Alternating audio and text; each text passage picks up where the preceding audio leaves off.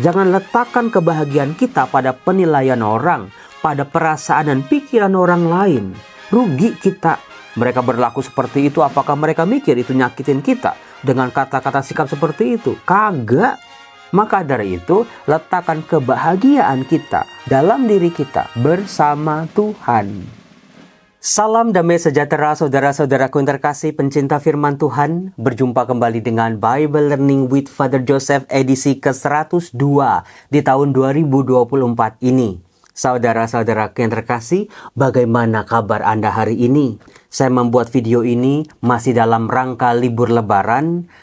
Boleh nggak saya kepo, saya tanya kepada Anda, kemarin atau selama libur ini Anda itu kemana sih jalan-jalannya? Coba dong tulis di kolom komen biar saya tahu apakah Anda kemarin di kolom komen ada yang berkunjung ke rumah saudara-saudaranya, ada yang pergi ke Bali, ada yang pergi ke tempat-tempat wisata. Kalau saya kemarin, karyawan di tempat saya libur, tukang masaknya, restoran-restoran di jalan juga tutup, maka kemarin saya tuh jam 12 saya pergi ke Mall of Indonesia di Kelapa Gading. Saya keliling-keliling cari makanan, cari cemil-cemilan gitu buat persediaan beberapa hari ke depan gitu ya. Nah, di mall itu saya ternyata berjumpa dengan beberapa orang yang mengenal saya. Misalnya ada sepasang suami istri ternyata ngikutin saya dari belakang lalu menyapa saya toleh. Ternyata dia bilang, "Romo, saya sudah panggil-panggil Romo loh dari tadi, tapi Romo pakai earphone, saya lagi dengerin musik." Mereka bilang, "Romo tolong doain mama saya yang sudah di kursi roda." Lalu ya udah saya samperin, saya doakan, itu umat Sunter. Kemudian saya turun lagi, tiba-tiba ada yang manggil, "Romo Yosef." Ternyata umat dari Santa Monica. Jauh juga ya, dari Tangerang mainnya kok ke Kelapa Gading. Karena mengunjungi saudara katanya. Lalu juga di beberapa tempat juga ada yang ya mengenali. Terima kasih kalau Anda menyapa saya di jalan ya. Saudara-saudaraku yang terkasih. Woi, dari tadi Anda tuh ngeliatin di meja saya, "Romo itu yang merah-merah apa Romo?" Waduh, ini tahu aja saudara-saudara, ada kotak segitiga warna merah, ada tulisannya. Wah, saudara-saudara, saya bongkar rahasia saya. Ini adalah makanan favorit saya. Saya suka banget pokoknya, pakai bingit lah sukanya.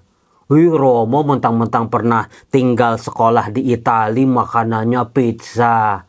Saudara-saudara yang terkasih, nanti dulu, jangan suka tebak-tebak dulu. Karena belum tentu ini dalamnya pizza. Cuma kotaknya aja saudara-saudara. Memang pizzanya sih enak saya akui. Tetapi yang menjadi makanan favorit saya, bayangin sejak saya kelas 1 SD. Berarti waktu itu belum ada pizza sih Romo. Sekitar tahun berapa tuh? 80-an ya, belum ada pizza di Indonesia. Waktu itu, enci-enci kantin di sekolah saya, ini yang bisa saya beli dengan uang jajan saya. Dari kelas 1 SD sampai SMP, bayangin. Coba, apa sih Romo? Jangan-jangan ada di ruang tamu Anda sebagai hidangan lebaran. Bentuknya segenggaman tangan. Warnanya putih, dalamnya coklat. Coba apa? Rasanya manis. Berasal dari Banyumas. Aduh, gampang di Romo. Orang-orang Banyumas, saya orang-orang Purwokerto pasti tahu. Putih sekepalan tangan, dalamnya coklat manis. Apalagi kalau bukan. Nah, ini dia. Waduh, apa itu Romo? Baru pernah lihat. Ini namanya Nopia. Tuh kan jatuh. Nopia. Kalau di daerah Anda namanya apa ini? Romo, kalau di rumah saya itu namanya telur gajah. Kok kayak telur burung kalkun ya Romo ya? Nopia ini dulu dijual di sekolah saya di Santa Maria Fatima. Ini saya suka banget. Boleh, hidup kita itu suka sama Nopia. Tapi dalam sisi iman jangan kayak Nopia ini atau telur gajah ini. Kenapa Romo? Kok jangan kayak telur gajah atau Nopia? Sebab meskipun dari luar kayaknya bagus, putih, bulat gitu ya. Tetapi saudara-saudara, Nopia ini isinya nggak ada, kosong, zong gitu ya. Nopia ini isinya kosong saudara-saudara. Jangan sampai rohani kita kosong. Mengapa saudara-saudara? Kalau kosong, kita seringkali mudah rapuh, kita mudah pecah, kita mudah terluka, kita mudah hancur seperti Nopia ini. Karena apa? Dalamnya kosong. Bukan cuma soal ilmu pengetahuan saja, orang harus mencobai makan bangku sekolahan, harus berpendidikan, harus educated dong Romo. Boleh-boleh saja kita secara ilmu pengetahuan berpendidikan. Tuntutlah ilmu sampai ke negeri Cina, katanya kan seperti itu.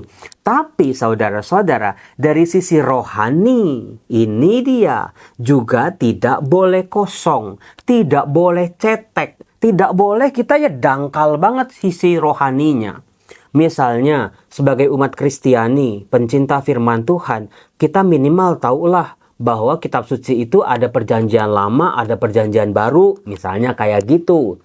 Lalu juga kalau perjanjian baru, tahulah Romo, ada Matius, Markus, Lukas, Yohanes, Romo. Lalu juga ada surat-surat Paulus, ada surat-surat yang lain. Kemudian ada surat kepada orang Ibrani, ditutup dengan kitab Wahyu. Tahu Romo.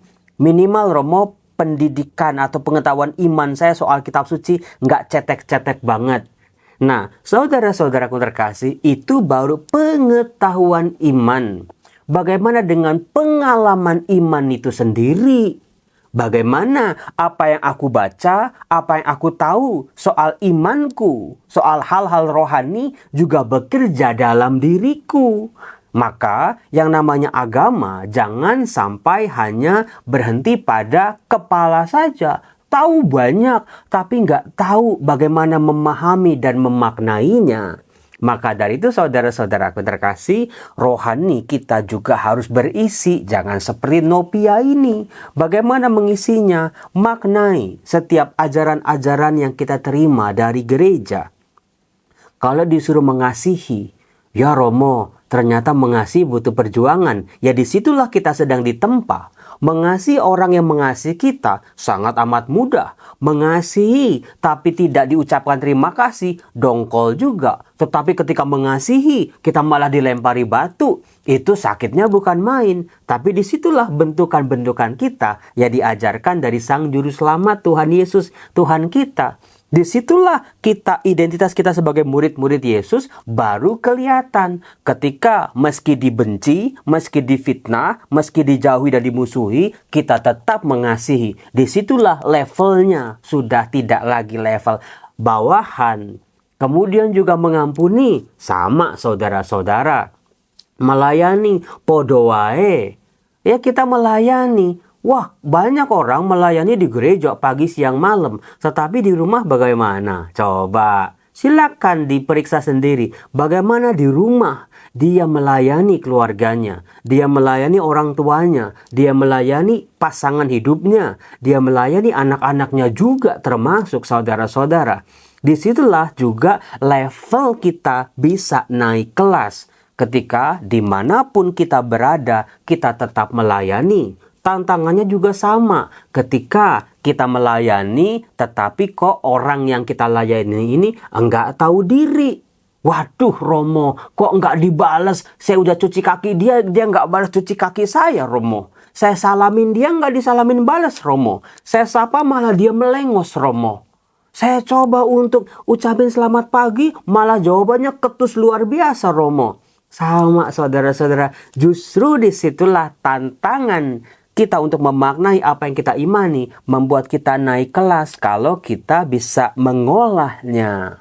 Tidak terluka, tidak sakit hati sedemikian panjang lebar ketika disakiti seperti itu atau mengalami pengalaman seperti itu, tapi bisa memahami orang itu.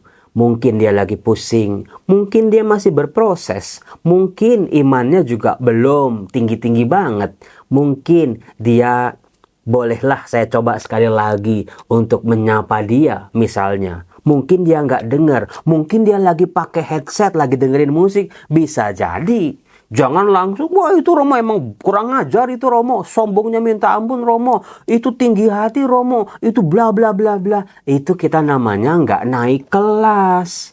Saudara-saudara terkasih, seperti itulah tantangan murid-murid Tuhan. Saudara-saudaraku yang terkasih, dalam kehidupan kita, makanya rohani kita itu harus betul-betul terisi. Kadang-kadang kita dibenci tanpa alasan. Kalau kita salah, kita pernah bikin salah, kata-kata kita, tindakan kita, sikap kita mungkin ya di masa lalu, mungkin karena dulu belum kenal-kenal banget sama Tuhan, Romo, kita buat kesalahan yang sangat amat fatal, bahkan susah untuk dimaafkan oleh orang-orang yang kita sakiti. Kita dibenci oleh mereka.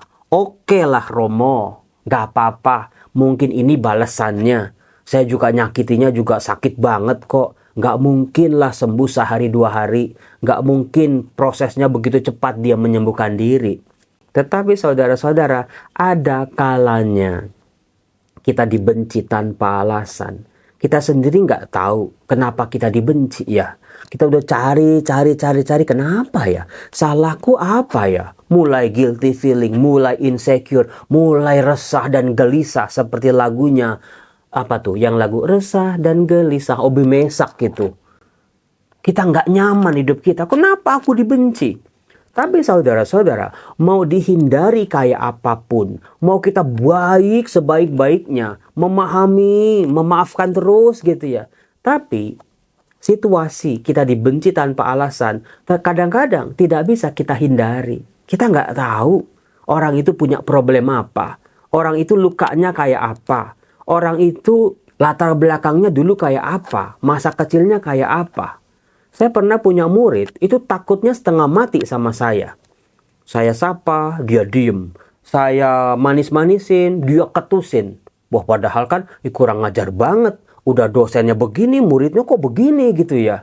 Ternyata selidik punya selidik, dia lukanya bukan sama saya, tapi sama bapaknya. Yang kebetulan mukanya mirip sama saya. Nah ini dia. Baru tahu ternyata alasannya. Tapi kan alasan yang seperti itu baru kita tahu setelah kita korek-korek, bukan? Saudara-saudaraku yang terkasih, ada kalanya kita nggak tahu alasan-alasan penyebab-penyebab orang nggak suka sama kita. Orang membenci kita, kita nggak pernah tahu. Bisa jadi tetangga kita. Ya nggak tahu itu Romo, tetangga kita, tetangga saya itu Romo, kok bisa begitu ya? Disalamin udah. Cuma gara-gara masalah tempat parkir aja jadi ribut. Udah bertahun-tahun ini Romo. Saudara-saudara yang terkasih, setiap orang pasti punya luka. Setiap orang pasti punya trauma. Setiap orang punya masa lalu. Demikian juga setiap orang punya pikirannya sendiri kok. Punya perasaannya sendiri. Punya cara mereka sendiri untuk kasih cap. Untuk kasih stempel di jidat kita. Maka disitulah pentingnya kita mengisi rohani kita. Tebel-tebel. Jangan ngisinya itu asal-asalan. Jangan kayak isi nastar gitu ya. Isinya nanas itu dikit banget. Banyak tepungnya. Digigitnya juga kayaknya kering gitu. Seret. Isilah rohani kita tebel-tebel, saudara-saudara. Jangan pelit-pelit di situ.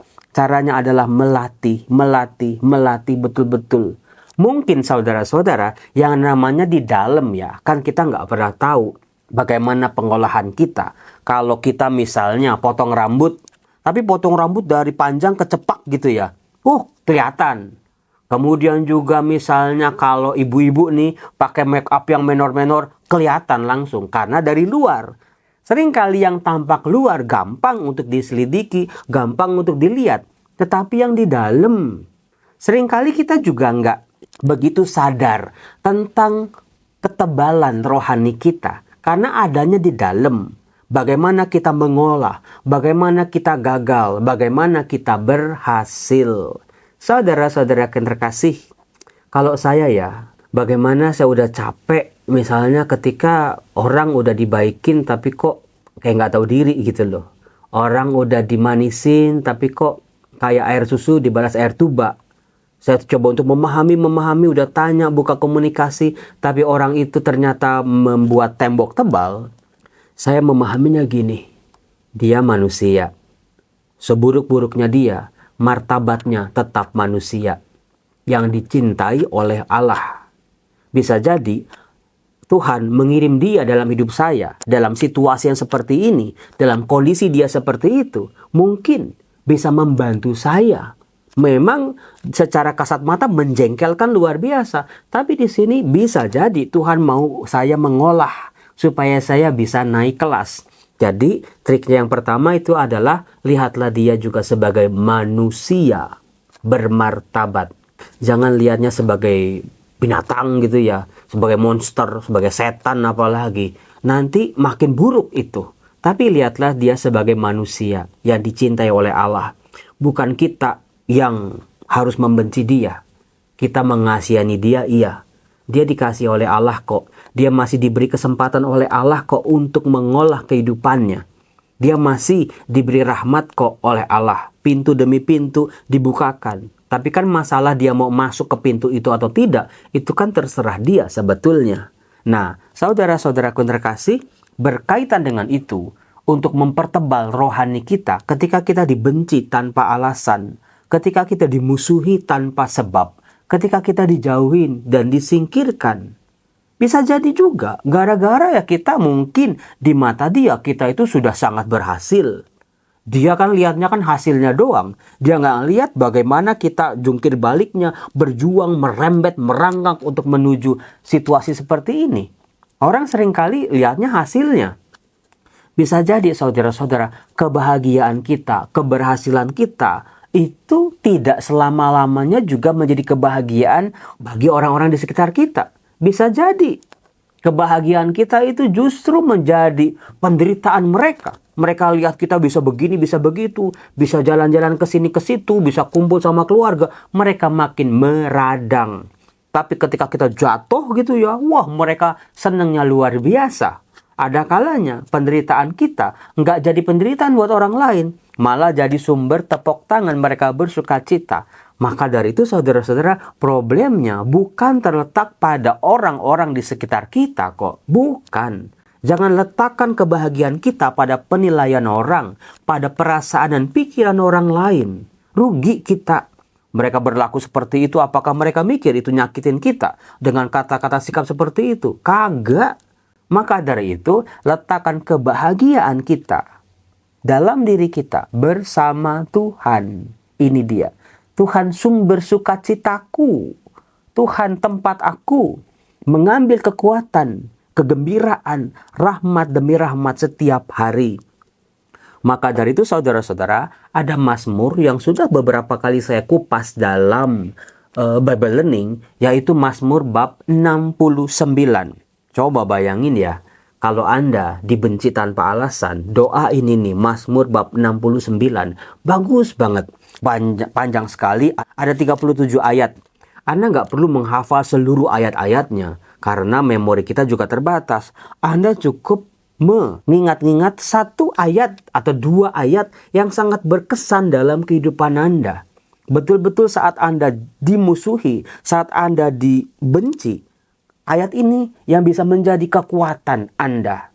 Mari kita lihat, dikatakan, selamatkanlah aku ya Allah, sebab air telah naik sampai ke leherku. Ini gambaran orang sesek ini. Bukan orang kecebur banjir ya. Tapi simbolis dia sesek banget. Nggak bisa napas. Karena apa? Aku tenggelam ke dalam rawa yang dalam. Tidak ada tempat bertumpu. Aku telah terperosok ke air yang dalam. Gelombang pasang menghanyutkan aku. Lagi-lagi disimbolkan seperti orang yang dalam kubangan air yang tidak ada dasarnya. Berarti dalam. Dia sesek. Dia betul-betul dilingkupi. Nggak enak banget perasaannya. Karena kesesakan. Lesu aku karena berseru-seru. Kerongkonganku kering. Mataku nyeri karena mengharapkan Allahku. Seringkali kita juga seperti si pemazmur ini bukan? Kita udah teriak-teriak sama Tuhan, minta tolong sama Tuhan, berseru dan berdoa pada Tuhan, sampai kering, sampai capek, sampai lemes. Tapi orang ini masih tetap terus berharap pada Tuhan. Nah, di ayat 5 sampai ayat 7 terbongkar ini. Ada apa dengan orang ini? Orang-orang yang membenci aku tanpa alasan lebih banyak daripada rambut di kepalaku.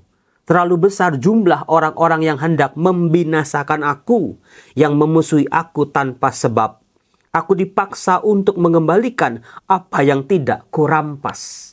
Saudara-saudara, dia difitnah. Dia dituduh melakukan sebuah kesalahan yang tidak dia lakukan. Karena tuduhan itu, dia dibenci oleh sedemikian banyak orang. Siapa yang pernah ada di posisi seperti ini? Saya Romo, saya Romo, saya Romo. Bener banget Romo.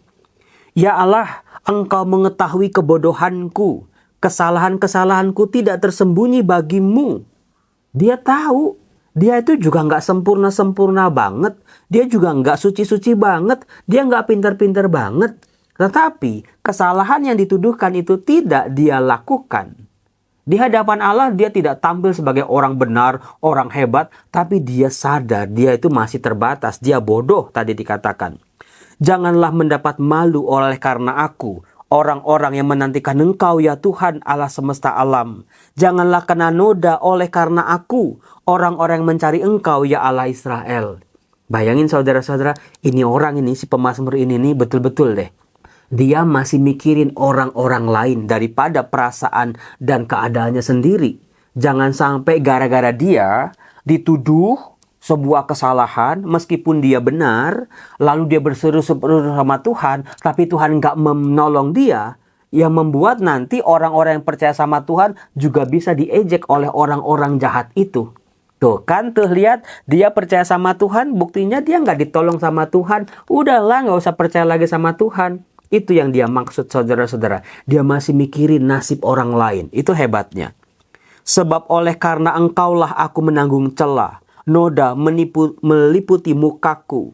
Aku telah menjadi orang luar bagi saudara-saudaraku, orang asing bagi anak-anak ibuku. Saudara-saudara yang terkasih, perasaan seperti ini relate banget sama orang-orang yang harus mengambil keputusan untuk beriman pada Tuhan, yang berbeda dengan mungkin agama orang tuanya, agama keluarga besarnya. Dikatakan, sebab cinta untuk rumahmu menghanguskan aku, dan kata-kata yang mencela Engkau telah menimpa aku. Bagaimana saudara-saudara, kita disingkirkan karena pilihan agama kita berbeda, karena iman kita berbeda. Itu juga salah satu ungkapan kita dibenci tanpa alasan. Saudara-saudara terkasih, ada berapa banyak orang yang mengalami situasi seperti ini di zaman ini? Kalau Anda sedang merasakan atau mengalami situasi seperti itu, bacalah Mazmur bab 69 ini. Semoga Mazmur ini betul-betul kalau Anda baca saudara-saudara, Tuhan tetap menjadi andalan dan Tuhan menjawab pada akhirnya keresahan dari si pemazmur, persoalan dari si pemazmur.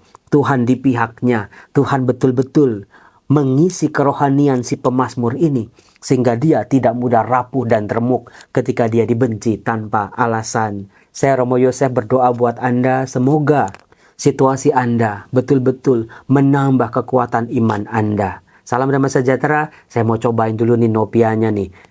Anda suka nggak sih? Kalau suka mungkin saya bisa kirimin dari Banyumas gitu ya. Kalau ini enak karena isinya gula Jawa. Bener enak. Salam, Tuhan berkati.